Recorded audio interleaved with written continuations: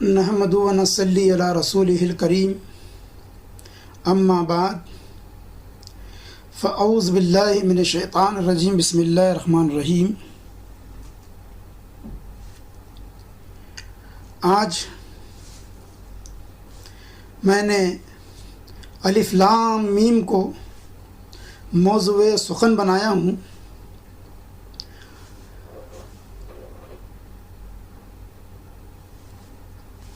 मैं अपने बयान की शुरुआत मेरे परदादा पीर हज़रत ख्वाजा सैयद मोहम्मद बादशाह कादरी चिश्ती यमनी कदीर रहमतुल्लाहि ताला अलैह के शेर से करूँगा और इस बयान को मैं अपने पीर व मुर्शिद हज़रत पीर फ़हमी मदज़ल्लाहुल आली की बारगाह विलायत में बतौर हदिया पेश करता हूँ। घर कबूल तो इज़्ज़ो शर्फ़। तो मेरे परदादा पीर हज़रत ख्वाजा सैयद मोहम्मद बादशाह कादरी चिश्ती यमनी कदीर रहमतुल्लाह अलैह फरमाते हैं, या इलाही दे अलिफ लाम मीम की जग को दीद, जग जगत मंतर हो दिल दुला मेरा। सुभान अल्लाह। बहुत ही गहरा नुक्ता पेश कर दिया आपने। आपका फैज़ान करम हम पे जारी वो सारी है और इंशाअल्लाह ताला जारी वो सारी रहेगा। बयान से कबल मैं हज़रत मौलाना रूमी रहमतुल्लाह अलैह की एक हिकायत पेश करता हूँ कि आपसे एक बड़े आलिम व फाजिल उन्होंने कहा कि हज़रत आप इतने बड़े आलिम व फाजिल हैं, आप एक वसी इल्म रखते हैं, आपकी फ़िरासत माशा अल्लाह, और अल्लाह ताला ने आपको एक अज़ीम इल्म से नवाजा है।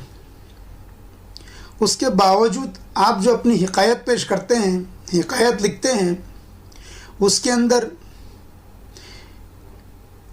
खरगोश शेर की कहानी लिखते हैं। तो हज़रत मौलाना जलालुद्दीन रहमतुल्लाहि तआला अलैह मुस्कुराते हैं और मुस्कुराने के बाद उन आलिम व फाजिल से फरमाते हैं कि मेरी जो ये हिकायत है ये एक अखरोट के मानिंद है कि एक नादान जो है इसे लकड़ी समझकर लात मार देगा,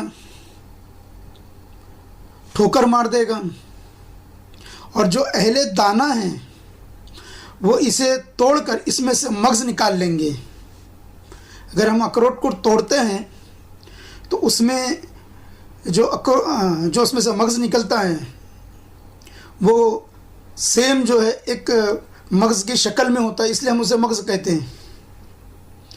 तो आज मेरा बयान भी उसी अखरोट के मानिंद है।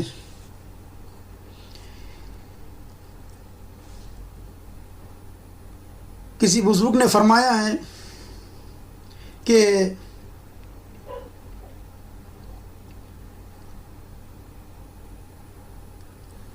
आशिकों का खुदा हर खाने में है, यानी गाफिल का खुदा गायब में, गाफिल का खुदा गायब में, आशिक के हर खाने में है। कुन तो कंजन की हकीकत पीर के समझाने में है। और ये भी जान लो, जो मुरादान सादिक होते हैं, जब वो पीर कामिल की बारगाह में बैठते हैं, पीर उन्हें इस राज से वाकिफ़ कराए ना कराए, वो ज़ुबानी कहे ना कहे, मगर उनकी रूहानियत से, उनके फैज़ान से, उनके जहन और उनके अक्ल में ये चीज़ आ जाती है। यानी एक तरह से पीर जो है अपने मुरीद के दिल और दिमाग में वो चीज़ को इल्हाम फरमा सकता है। तो अल्हम्दुलिल्लाह, तो हम शुरू करेंगे। अलिफ लाम मीम को जो है हुर्फ़ मुक़त्तात कहा जाता है। अलिफ लाम मीम को हुर्फ़ मुक़त्तात कहा जाता है। آج کافی لوگ اسے مقطعات تلفظ کرتے ہیں، تو اس لیے میں دونوں لفظوں کو لے کے چلوں گا تاکہ دونوں سمجھ سکے کہ مقطعات بھی اور مقطعات بھی۔ تو اسے مقطعات یا مقطعات کیوں کہتے ہیں؟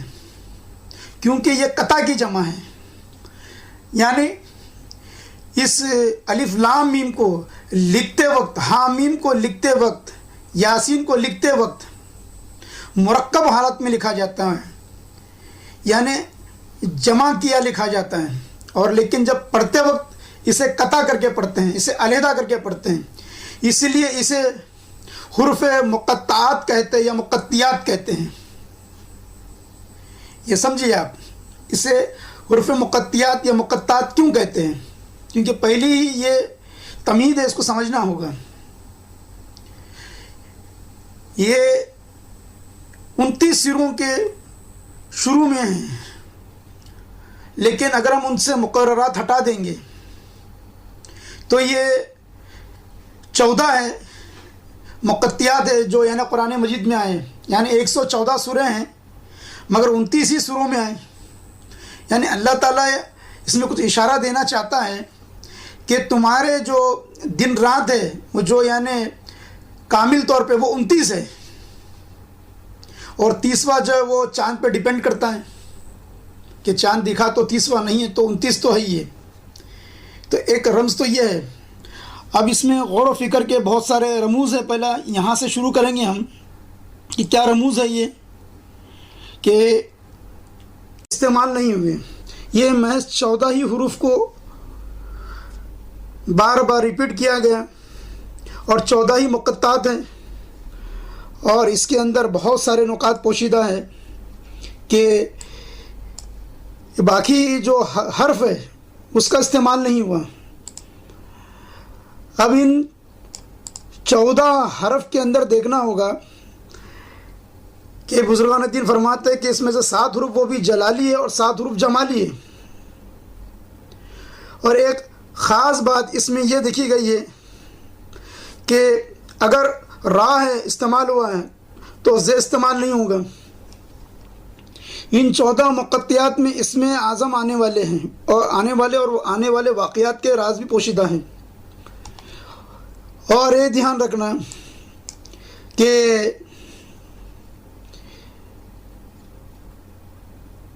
تیسری بات، انسان 14 چیزوں سے مرکب ہے۔ 4 باپ کے حصے ہیں، 4 ماں کے حصے ہیں، 6 اللہ کے۔ باپ کے 4 حصے مغز، آب منی، ہڈی اور دیگر اعضاء۔ ماں کے 4 حصے بال، کھال، گوشت، خون۔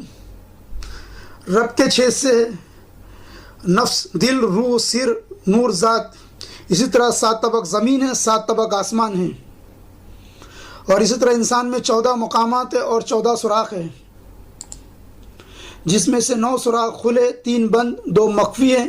14 حروف ہے، یہ 14 کا 14 حروف یہ نورانیہ ہیں، اور اس کی وجود پہ تجلی ہوتی رہتی ہے، اور بعض اوقات سالک حالت مراقبہ میں ان تجلیات کا مشاہدہ بھی کرتا ہے۔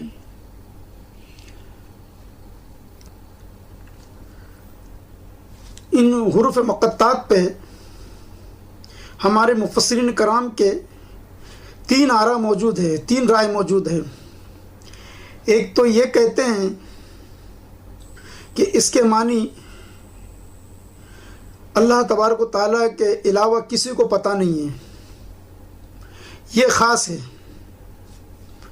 یعنی اللہ تعالیٰ نے یہ جو حروف مقطعات یعنی الف لام میم کے جو معنی ہیں یا ہاں میم کے جو معنی ہیں، یہ اللہ تعالیٰ نے اپنے لیے خاص کر لیا ہے۔ یعنی اس پہ نبی پاک صلی اللہ علیہ وسلم کو بھی جو ہے،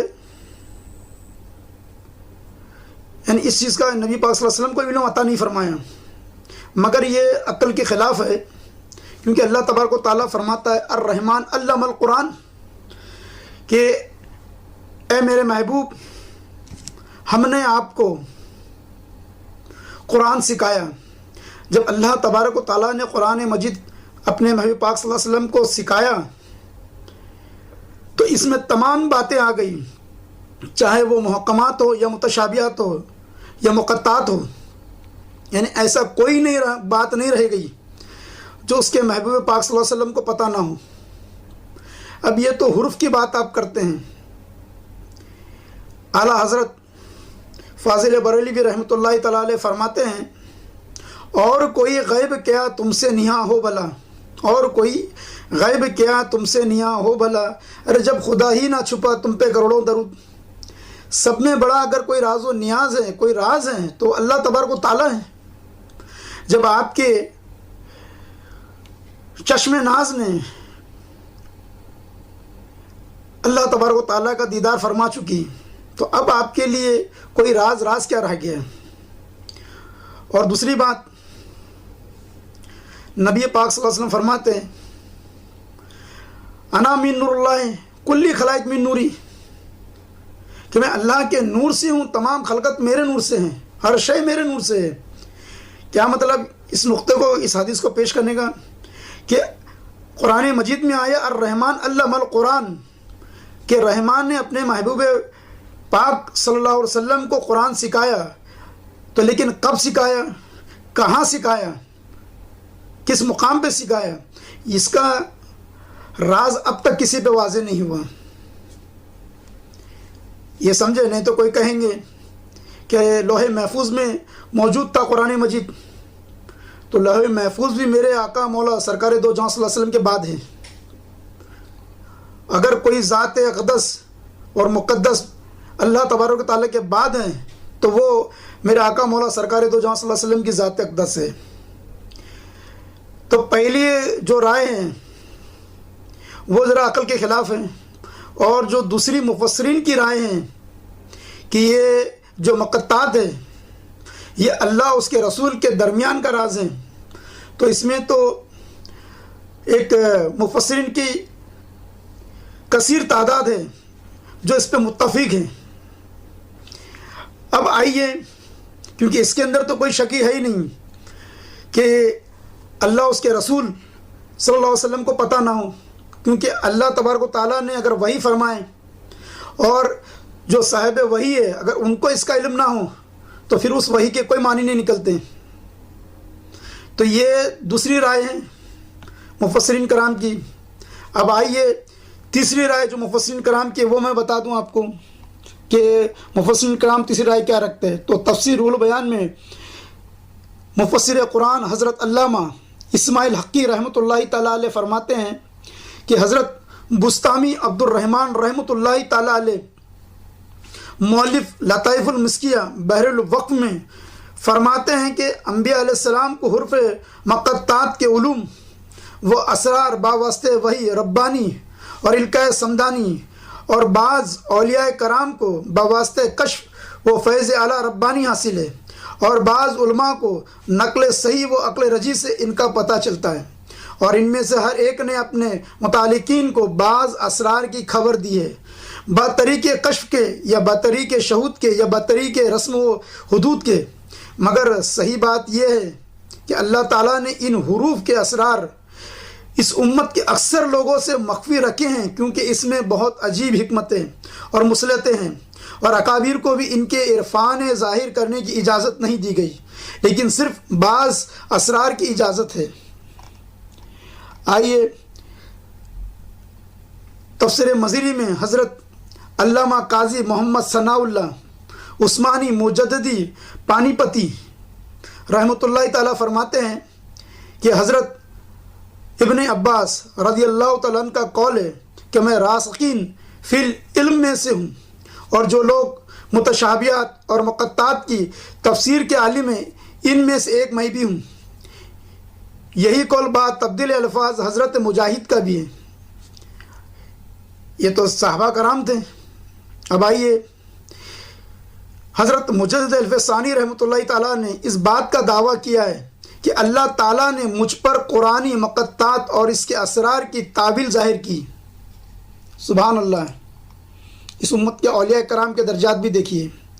ایک کامل فرماتے ہیں کچھ رموز اور اشارات صرف اللہ تعالیٰ اور اس کے حبیب صلی اللہ علیہ وسلم کے مابین راز ہے، دوسروں کو اصلاً ان کے ادراک میں کوئی دخل نہیں۔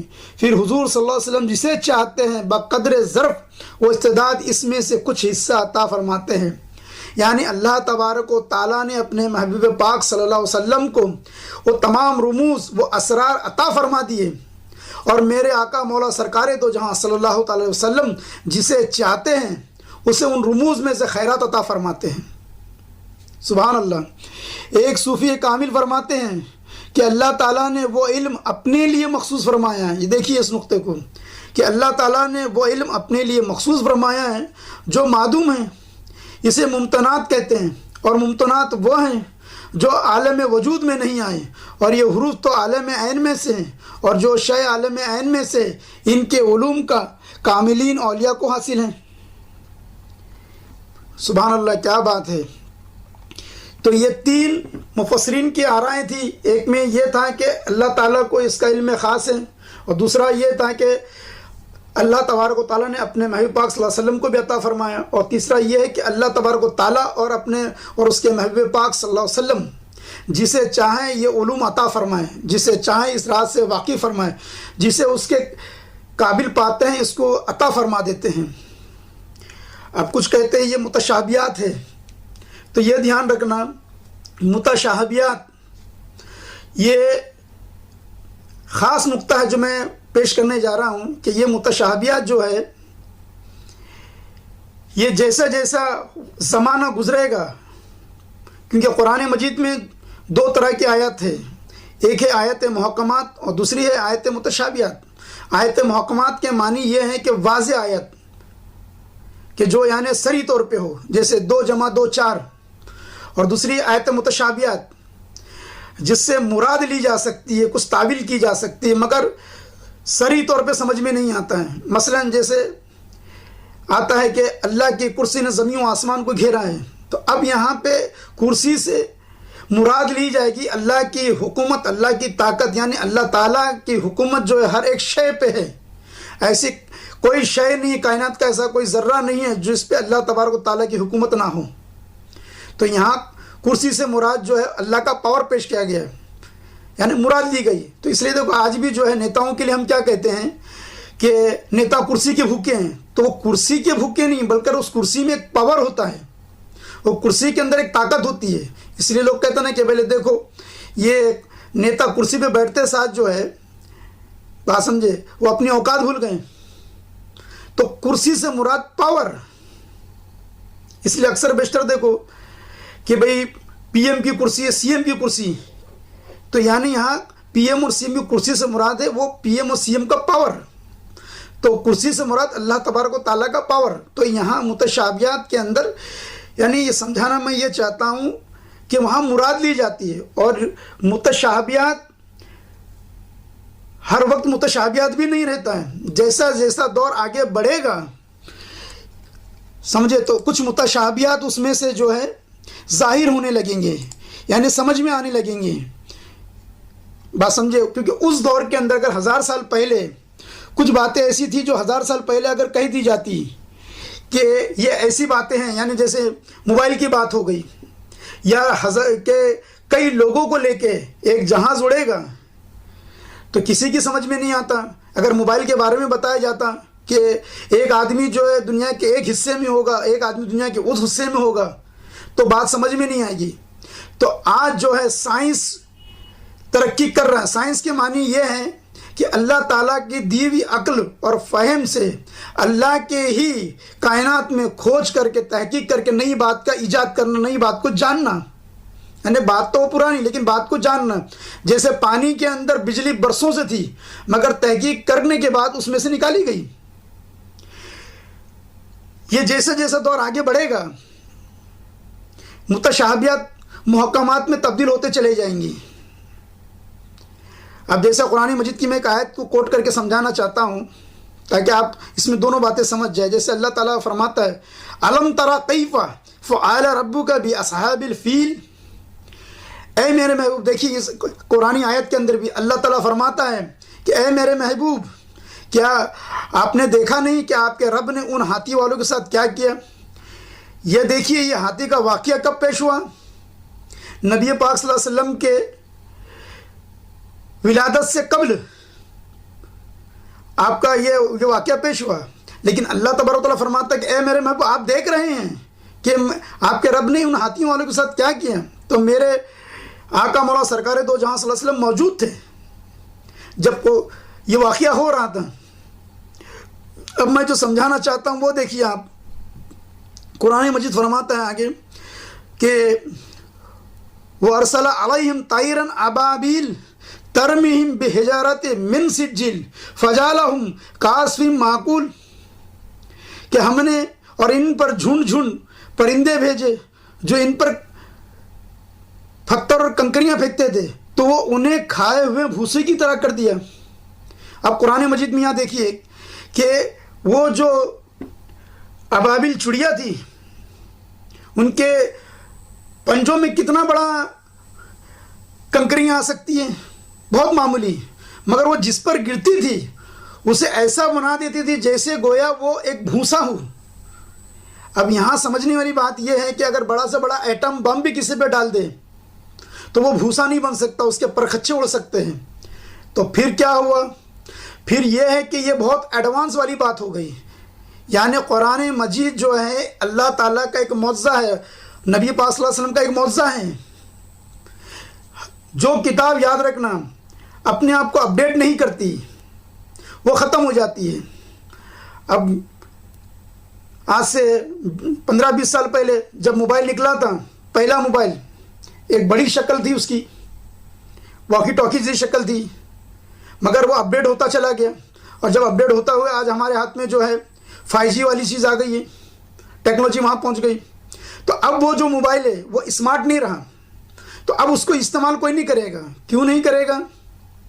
کیونکہ اس نے اپنے آپ کو اپڈیٹ نہیں کیا، اور قرآن مجید نے اپنے آپ کو اپڈیٹ کرتے ہوئے جا رہا ہے۔ ہر دور کے اعتبار سے یہ قرآن مجید اپڈیٹڈ ہے۔ اسی لیے قرآن مجید کے اندر سے راز و نیاز نکلتے ہوئے آ رہے ہیں، نئی نئی تحقیقات نکلتے آ رہی ہے۔ ڈاکٹر کت المور کہتے ہیں کہ اگر میں نے قرآن مجید نہیں پڑھا ہوتا اور اس کے اندر تحقیق نہیں کی ہوتی، یعنی امرولوجی کا پروفیسر ہے، تو کہتے ہیں کہ میں 100 میں سے 80 جواب نہیں دے پاتا۔ قرآن مجید نے بتا دیا کہ بچہ ماں کے پیٹ میں ایک جوک کی طرح ہوتا ہے۔ آج جو ہے سائنس اس کو واضح کر رہی ہے، سائنس کے بعد آج اسکیننگ آ گئی ہے، آج وہ اسکیننگ سے دیکھ رہی ہے، تو آج پتہ چل رہا ہے کہ قرآن مجید 1400 سال پہلے جو کہا وہ حق ہے۔ تو یہ اس معبود برحق نے اتارا ہے، اس میں اور باتیں موجود ہیں۔ تو کہنے کا مقصد یہ ہے جس کو آج ہم متشابہات کہہ رہے ہیں، کل وہ جو ہے ڈسکور کر لی جائے گی اور وہ محکمات یعنی واضح ہو جائے گی جس کو لوگ سمجھ سکیں گے۔ آج نہیں بھی سمجھ، اس دور میں نہیں سمجھ سک رہے تھے، بہت سارے معاملات آج سمجھ رہے، اور بہت سارے باتیں ایسی ہوئی جو بعد میں سمجھیں گے۔ تو یہ بھی جان رکھنا نا کہ الف لام میم جو ہے، اگر آپ اس کو متشابہت کہہ رہے تو یہ بھی اپنے دور کے اعتبار سے اپنے آپ کو اپڈیٹ کرتا رہے گا۔ اب اس کے ساتھ ایک بڑی بات جو کہی جاتی ہے کہ ذالک الکتاب لا ریب فیہ، کہ یہ وہ کتاب ہے جس میں شک کی کوئی گنجائش نہیں۔ تو کچھ لوگوں نے یہ کہا ہے کہ ذالکہ جو ہے اس کا اشارہ جو ہے ایک کتاب ہے جو الف لام میم کر کے، اور یہ ایک الگ کتاب ہے اور قرآن مجید الگ ہے۔ لیکن میں سمجھا دوں کہ یہ قرآن مجید کا ہی نام الف لام میم ہے، یہ وہی کتاب ہے، اس لیے کہا گیا کہ یہ وہ کتاب ہے جس کا وعدہ کیا گیا تھا۔ اب اس کو میں سمجھانے کے لیے حضرت موسیٰ علیہ السلام کی ایک حقائق بتا دیتا ہوں، واقعہ بتا دیتا ہوں، جس میں اللہ تعالیٰ اور موسیٰ علیہ السلام کی گفتگو ہے کہ اللہ تعالیٰ نے جب حضرت موسیٰ علیہ السلام پر توریت نازل فرمائی تو وہ 1000 سورت اور ہر سورت 1000 آیت پر مشتمل تھی۔ حضرت موسیٰ علیہ السلام نے عرض کی، الہی اس کتاب کو کون پڑھے گا اور کون اسے زبان یاد کرے گا؟ خدا تعالیٰ نے جواب دیا، اے موسیٰ میں اس سے بھی زیادہ ضخیم کتاب نازل فرماؤں گا۔ حضرت موسیٰ علیہ السلام نے عرض کی، کس پر؟ فرمایا خاتم النبیین پر۔ موسیٰ علیہ السلام نے عرض کی، الہی ان کی امت اسے کیسے پڑھ سکے گی جبکہ ان کی عمریں بہت تھوڑی ہوگی؟ تو اللہ تعالیٰ نے فرمایا، میں ان پر وہ کتاب ایسی آسان کر دوں گا کہ ان کے چھوٹے بچے بھی اسے پڑھ سکیں گے۔ موسیٰ علیہ السلام نے عرض کیا الہی اور تو یہ کیسے فرمائے گا، یعنی کس طرح سے فرمائے گا؟ تو اللہ تعالیٰ نے فرمایا کہ میں نے زمین پر 103 کتابیں نازل فرمائی، 50 شیش علیہ السلام پر، 30 ادریس پر اور 20 ابراہیم السلام پر، تورات تجھ پر، زبور داؤد علیہ السلام پر، انجیل عیسیٰ علیہ السلام پر، اور ساری کائنات کا ان میں نے ذکر کیا، اور ان ساری کتابوں کے جملہ معنی کو میں نے محمد صلی اللہ علیہ وسلم کی کتاب میں ذکر کر دوں گا، اور ان سب حقائق کو میں نے قرآن کی 114 صورتوں میں جمع کر دوں گا، اور ان صورتوں کو میں 30 پاروں میں، اور ان سب کے مطالب کو سورہ فاتحہ کی 7 آیتوں میں، اور پھر ان کے معنی کو 7 حروفوں میں، اور وہ 7 حروف بسم اللہ کے ہیں، پھر ان سب حقائق کو الف لام میم کے الف میں جمع کر دوں گا۔ اب سمجھے بات کہ یعنی کہ یہ تمام جو تھا الف لام میم میں ضم تھا، پورا قرآن کہاں تھا؟ الف لام میم میں ضم تھا۔ اس کو اس طرح سے سمجھیے کہ پورا قرآن الف لام میم میں کیسے ضم تھا۔ تو خود جو ہے الف لام میم کو ذرا ہم کھول کے دیکھتے ہیں تو کیا نکلتا ہے؟ الف سے اللہ، لام سے لوح محفوظ، اور میم سے محمد صلی اللہ علیہ وسلم۔ تو اللہ تعالیٰ نے لوح محفوظ میں جو یہ جمع تھا وہ نبی پاک صلی اللہ علیہ وسلم پہ نازل فرمایا۔ پہلی چیز، پہلا خلاصہ کہ جو چیز اللہ تعالیٰ نے لوح محفوظ میں رکھا تھا وہ محمد صلی اللہ علیہ وسلم پہ نازل فرمایا۔ یہ سمجھ رہے ہیں؟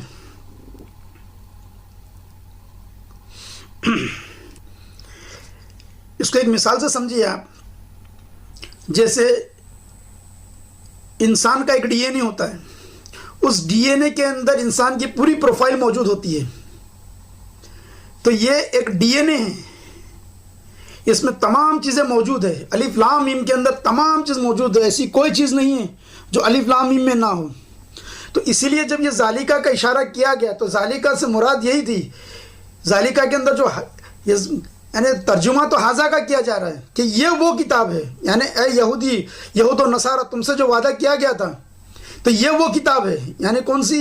جو الف لام میم کہتے، تو الف لام میم جو ہے یہ قرآن کا بھی نام ایک ہے، الف لام میم۔ اب یہ ہے کہ الف لام میم کے ہم رموز کو دیکھتے ہیں تو الف میں بہت سارے رموز پوشیدہ ہیں، بہت سارے رموز پوشیدہ ہے، الف کے اندر کوئی معمولی رموز نہیں ہے، اتنے رموز پوشیدہ ہیں کہ ہم جتنا اس کی گہرائی میں اتریں گے تو اس کی کوئی انتہا نہیں رہے گی۔ الف میں اللہ کی وحدانیت پوشیدہ ہے، اللہ کی وحدانیت کا اقرار ہے، اور میم میں رسول اکرم صلی اللہ علیہ وسلم کی رسالت کی تصدیق بنا ہے۔ الف احمد میں چھپا تھا جبکہ شوق سے نکلا باہر، حروف کا روح بدل کر میم کی گھونگھٹ لایا۔ حروف الف کی شکل زبان میں اس کی اہدیت الہی پر دلیل سامہ ہے، حکمت الہی پوشیدہ ہے تاکہ بندہ حمد و ثنا و ذکر و شکر ادا کر سکے۔ الف ذاتی سے الف صفاتی کا ظہور ہوتا ہے، اور الف ہی اپنا روپ بدل کر دوسرا حرف بنتا ہے۔ حروف علی بنانے کے لیے 3 نقطے درکار ہے جس کا رمز پیر کامل سے عطا ہوتا ہے۔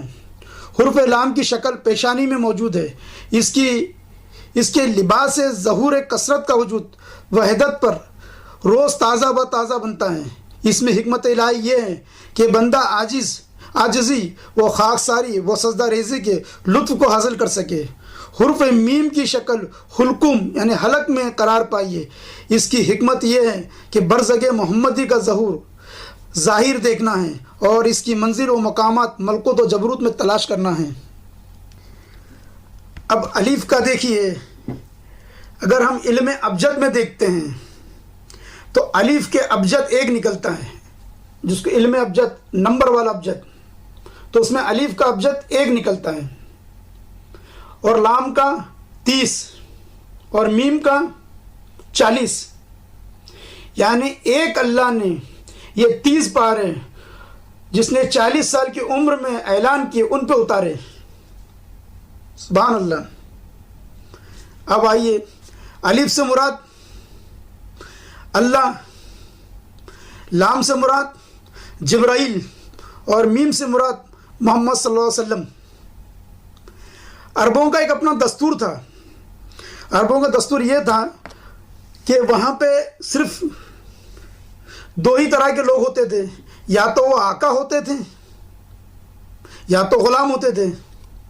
تو ان کے یہاں دستور یہ تھا کہ جو آقا ہوتے تھے ان کا پہلا حرف لیا جاتا تھا، اور جو غلام ہوتے تھے ان کا آخری حرف لیا جاتا تھا۔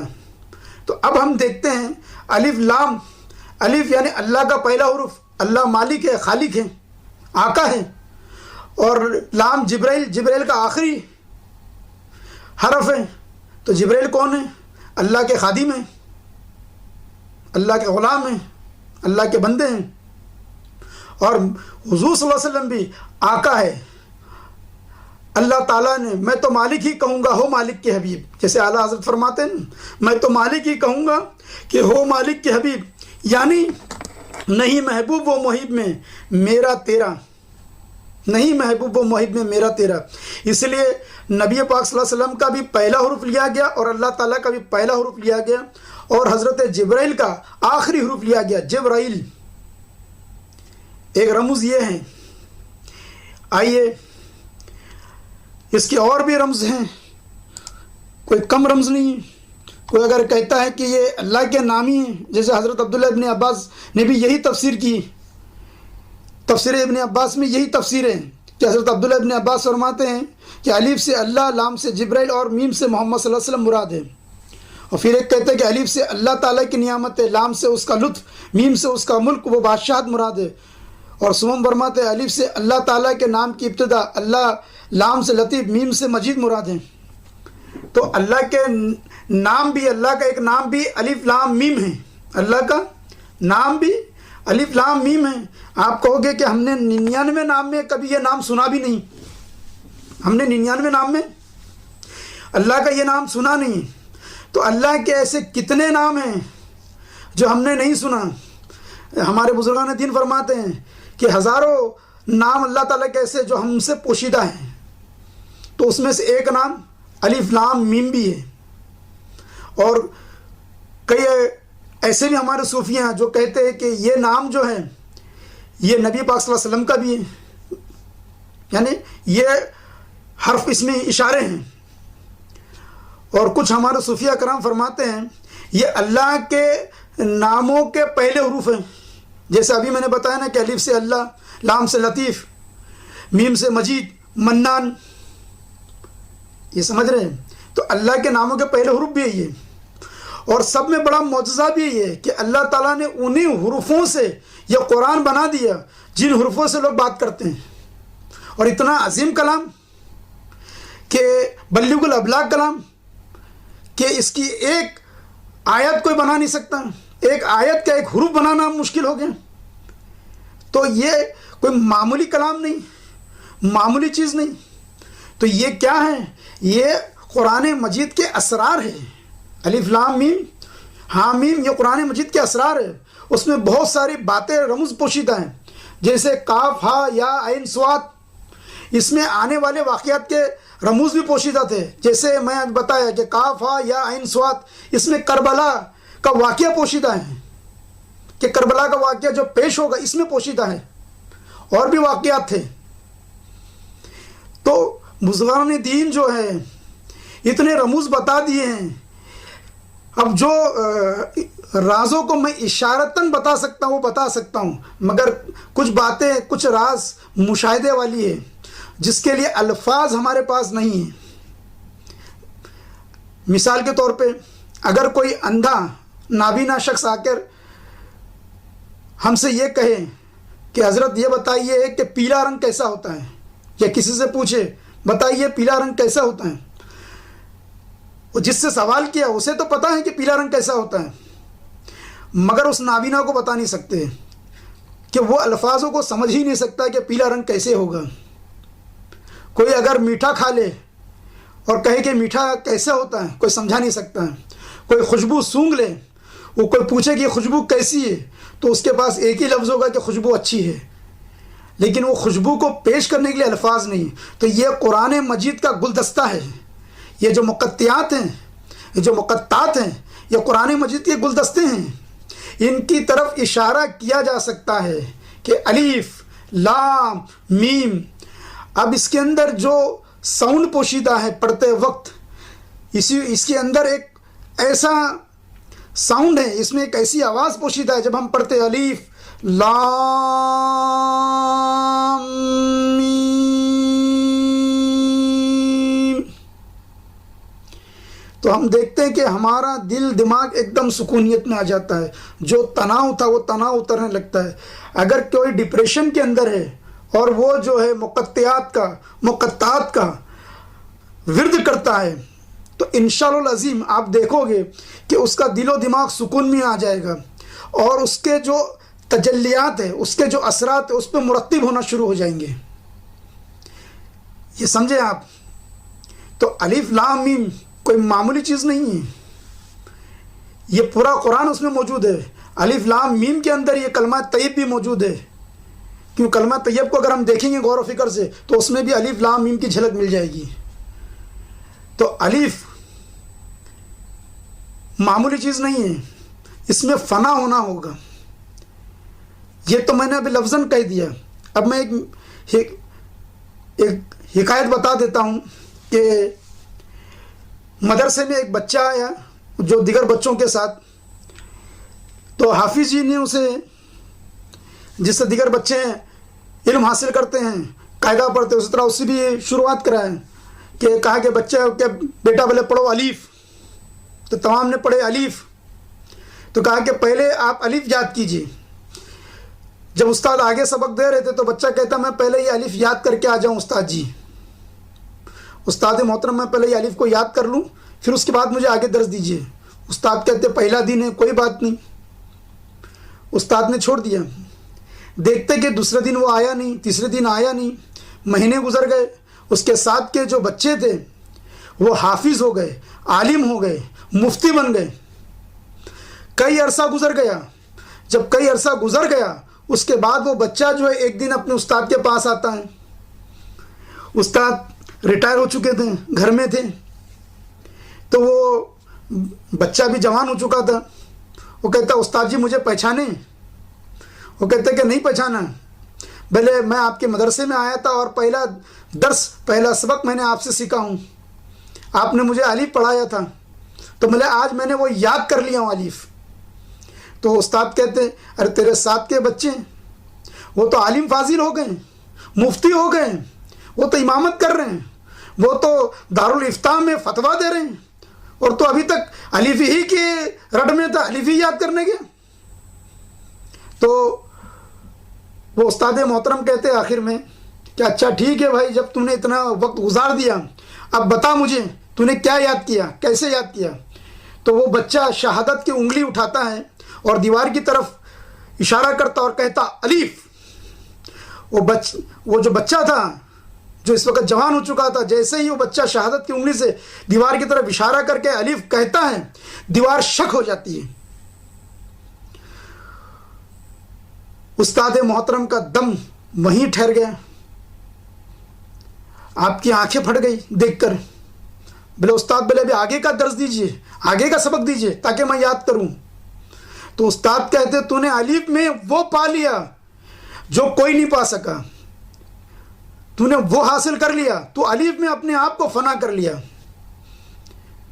اگر ہم اپنے وجود کو بھی دیکھیں گے تو ایک الف کی شکل ہے. ذرا غور کر کے دیکھنا، ایک الف کی شکل ہمارے وجود میں ہے. اس کے اندر بڑا راز پوشیدہ ہے. یہ دھیان رکھنا، تحریر ہے، وہ تحریر ہے. الف لام میم تحریر ہے. اس کے جو مشاہدات ہے وہ آپ کو الف کے وجود میں ہوگا. جو آپ کا وجود ہے یہ الف کی شکل اختیار کیے ہیں، آپ کی زبان الف کی شکل اختیار کیے ہیں، آپ کا جو کان ہے وہ لام کی شکل میں ہے، آپ کی آنکھ جو ہے وہ میم کی شکل میں ہے. تو اس کے اندر وہ رموز پوشیدہ ہیں.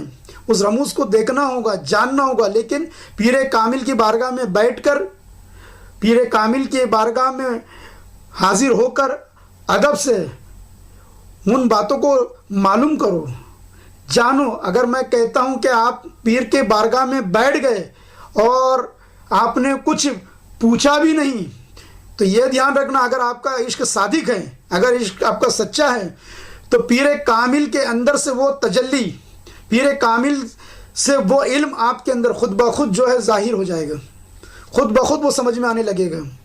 پیر کی یہ تاثیر ہوتی ہے، کیونکہ پیر کی یہ صحبت آپ کو فائدہ پہنچائے گی۔ اسی لیے اللہ تعالیٰ فرماتا ہے اے ایمان والو سچوں کے ساتھ ہو جاؤ۔ الف لام میم، اس کو خود میں پانا ہے۔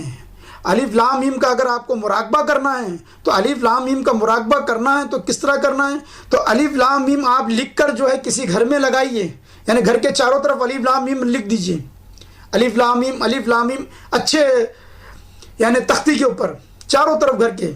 اور اس کے بعد جب بھی آپ کی نظر پڑے تو الف لام میم پر پڑے، جب بھی آپ دیکھیں تو الف لام میم، جب بھی سو کر اٹھے تو الف لام میم، جب بھی یعنی دائیں دیکھے تو الف لام میم، بائیں دیکھے تو الف لام میم، اور جب آپ بیٹھے تو اس کے مراقبے میں کرنا کیا؟ یہی ذکر کرنا الف لام میم۔ کچھ دن کے عرصے میں آپ دیکھیں گے کہ آپ پر بھی اس کی تجلیات کا اثرات ہونا شروع ہو گئے، اس کے جو رموز ہے وہ آپ پر کھلنا شروع ہو گئے۔ یہ دھیان رکھنا، راز کی طرف اشارہ کیا جا سکتا ہے، راز کھولا نہیں جا سکتا۔